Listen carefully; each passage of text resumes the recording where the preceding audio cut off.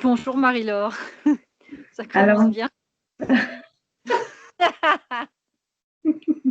merci d'avoir accepté de témoigner. Est-ce que tu veux te présenter avant toute chose? Je m'appelle Kirsten, j'ai 40 ans, je l'ai fêté cet été et j'habite à Waco, Texas, avec mon mari américain et mes 2 enfants qui ont maintenant presque 3 ans et 4 ans et demi, bientôt 5. Ok, super. Donc, merci. Je t'ai accompagnée, ça doit peut-être faire presque un an là maintenant, non? Je crois qu'on a commencé en février 2020. Ouais, c'est ça. Donc, ça fait 10 mois. Tu as Ouais. fait d'abord un accompagnement d'ancrage et puis on l'a poursuivi plusieurs mois. Raconte-nous pourquoi tu avais choisi de te faire accompagner avec moi et où tu en étais au début. Alors à l'époque, je venais de passer le 3e examen nécessaire pour faire les équivalences de médecine aux États-Unis, parce que je suis médecin en France. Et ça fait 5 ans que je vis aux États-Unis et 5 ans que je tourne en rond en me disant: «Je le fais, je le fais pas, je le fais, je le fais pas» et donc j'ai commencé à vraiment travailler les examens. Ça m'a occupé 2 ans et puis en janvier, je me disais: «Mais je le sens pas et puis, je dois faire, tout un nouvel internat pour faire une spécialité. Le système de santé ici est complètement taré, je le sens pas et en même temps, je sais pas quoi faire d'autre» et donc j'étais persuadée que, fallait que je me fasse accompagner, soit pour, me convaincre, que oui, le système de santé est pourri, mais on peut quand même y travailler, soit m'aider à faire le deuil de tout ça et de trouver, une autre voie pour, m'épanouir professionnellement parce que, maman, ça me suffit pas, épouse, ça me suffit pas et donc j'en étais là, j'attendais les résultats. Je les ai eus, je crois, 2 jours avant de te voir la première fois. Évidemment, j'ai tout réussi et donc on en était là et c'était, «Qu'est-ce que je fais maintenant?» C'était ça la question. C'est ça. Et alors, comment ça s'est passé pour toi? Pardon, Et comment ça s'est un passé pour on toi? a Vas-y. beaucoup de choses. En fait, dès le premier jour, on est toutes les 2 tombées d'accord pour dire que médecine, ça vibrait pas. Toi, tu le sentais en termes de vibration, moi, je le sentais en termes de ça me gonfle, c'est encore une fois, c'est complètement taré comme système et heu et par contre, c'était plus compliqué de savoir, vers quoi on allait donc on s'était mis d'accord de travailler sur, hem, faire quelque chose qui fait plaisir et qui peut, ramener des revenus et là, ramener des revenus, je bloquais au début et ça, j'ai vachement apprécié, c'est que tu as complètement laissé de côté cette partie-là des choses, en me disant: «On y reviendra plus tard et on va se concentrer sur le faire plaisir». Ce qui, en bonne protestante que je suis, était une notion très compliquée, donc on a vachement travaillé là-dessus et donc j'ai commencé à faire du fromage à la maison pendant ce confinement, de Covid qu'on a eu en mars ici aussi.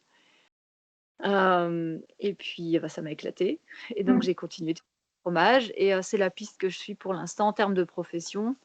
C'est d'apprendre à en faire de mieux en mieux et bon voilà, j'en vis pas du tout, hein, j'ai encore rien vendu mais c'est la voie que je suis pour l'instant.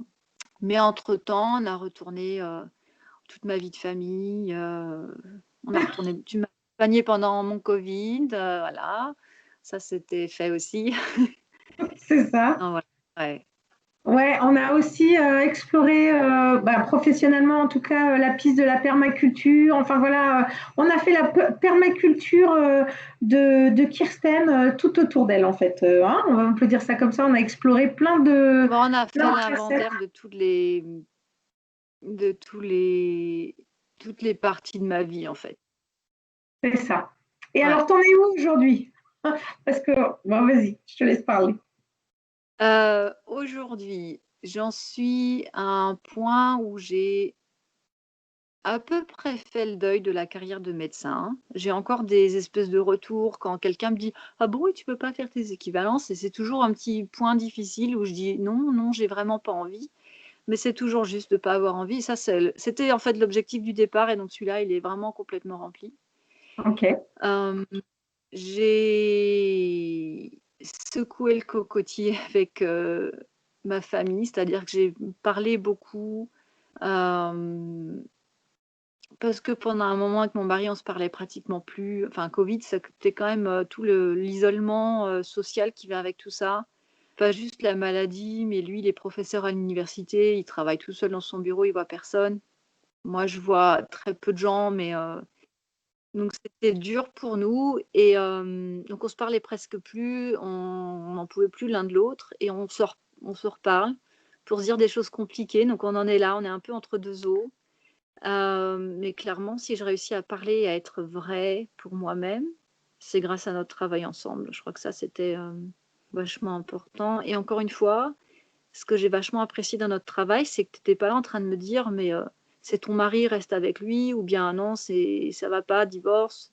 Tu m'as juste guidée dans qu'est-ce qui est juste pour moi.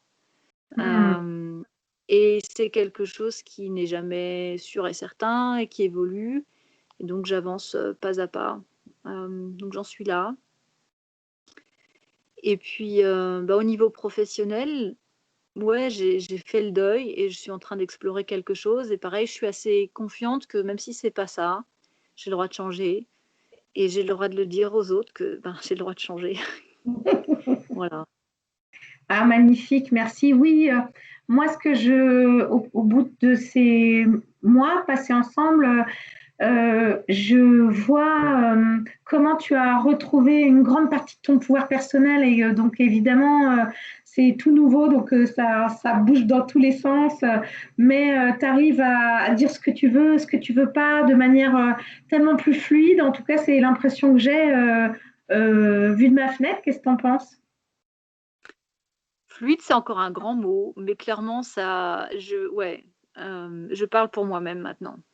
Hmm. Traditionnellement dans ma famille, quand quelqu'un, explose de colère, tous les autres, ferment leur bouche et mettent la tête entre les épaules et donc toute ma vie, c'était, fermer ma bouche et mettre ma tête entre les épaules, en attendant que ça passe. Évidemment, ça passe jamais complètement dans la vie et maintenant, j'ai arrêté de mettre la tête entre les épaules et je m'exprime et donc j'essaye de le faire toujours avec bienveillance, avec, non-violence. C'est pas toujours simple. Mais ouais, ouais, je parle, je dis qui je suis, je dis ce que je veux faire et voilà. Génial, merci Kirsten. Est-ce que tu veux partager, ça pourrait être intéressant que toi qui es médecin, tu puisses partager si tu ressentais des choses durant les séances d'énergétique, comment c'était pour toi cette découverte de ce monde-là? Alors, c'est très mystérieux. C'est-à-dire qu'au départ, je sentais, plein de sensations, mais du genre, bah, tu resté couché, puis du coup, bah, tu l'orteil qui te chatouille et voilà, ça se trouve, c'est juste l'orteil qui chatouille pendant que tu es couché, tu sais rien, quoi. Et j'étais pas là en train de me dire: «Ah oui, oui, c'est sûr, c'est mon champ énergétique, j'en sais rien». Donc au début, j'ai envie de dire, je sentais rien et la première fois où j'ai vraiment senti quelque chose, hein, où j'ai vraiment presque voyagé, c'était quand j'étais malade du covid. Tu as fait une séance, je sais pas ce que tu as fait de différent, mais c'était pas exactement comme d'habitude et là, j'ai avant que tu me dises ce que tu as fait, moi, j'ai senti des choses, il y avait une espèce de tempête dans ma poitrine qui se jouait. Alors que j'avais pas trop de symptômes respiratoires, clairement, il se jouait cette tempête, des sensations de vagues et de choses comme ça. Et puis, et pareil, d'habitude, tu le faisais pas, mais ce jour-là, tu m'as dit: «Ah oui, au fait, voilà, j'ai senti plein de choses dans la poitrine et dans les reins» et puis tu m'as donné un retour où je me suis dit: «C'est marrant, c'est exactement là que j'ai senti les choses cette fois-ci». Donc est-ce que j'en sais rien. Voilà, c'est encore assez c'est tellement immatériel que j'ai du mal à dire: «C'est ça, c'est peut-être ça». Et puis il y a une autre séance, la dernière, je crois, où j'ai senti des choses où je me suis dit: «Ouais, je pense que c'est le même phénomène que cette fois-là avec la tempête». Je sais plus ce que j'ai ressenti, mais bon, c'est assez, ouais, je sais pas. Ok. Bon, en tout cas, même si tu sais pas, tu vois l'évolution entre nos débuts de notre travail et maintenant. Donc, à la limite, j'ai envie de dire, on s'en fiche un peu de savoir si comment c'est fait tant que ça marche. On est d'accord? Moi, c'était un petit peu ma façon de voir les choses, c'est-à-dire que, plus je fais de la médecine et plus je vois les gens, guérir ou pas guérir, plus je sais qu'il y a d'autres choses que juste les médicaments, la chimie. Bon, la psychologie, on l'utilise beaucoup, même en médecine traditionnelle, mais je suis de plus en plus convaincue qu'il y a d'autres choses qu'on ne sait pas démontrer dans la evidence-based medicine, mais qui existent. Enfin, il y a tellement d'histoires, genre les avaleurs de feu. Enfin, il y a des histoires comme ça. Tu dis, c'est pas possible que ça soit juste n'importe quoi. Enfin, c'est quelque chose. Donc voilà, je suis assez convaincue qu'il y a quelque chose d'autre que je ne sais pas encore percevoir ou pas très bien. J'ai l'intuition que toi, tu le perçois très bien et que c'est pas un don qui est donné à tout le monde. C'est peut-être un truc qui se travaille, je sais pas. Et donc, ouais, ça, comme je voyais que j'évoluais tranquillement, ben, j'ai fait confiance. Eh ben, merci de ta confiance, Kirsten. Vraiment, ça me touche beaucoup. C'était vraiment un super accompagnement avec toi. Je sais que, enfin, tu as été d'un courage incroyable. Donc, je sais que c'était pas toujours facile, mais merci de ta confiance. Est-ce que tu as quelque chose à dire, un petit mot de la fin, quelque chose comme ça? Je sais pas, le travail est pas fini, j'ai envie de dire. Il y a des personnes qui ont sûrement besoin de quelque chose de court et puis moi, je fais partie de ces gens qui ont encore des nœuds plein la tête et qu'on a commencé à drôlement bien dénouer. Et, euh, et j'apprécie ce progrès-là. Et puis on verra pour la suite. Ça marche. Là, Merci beaucoup, Kirsten. Et puis, à plaisir. bientôt. Ouais.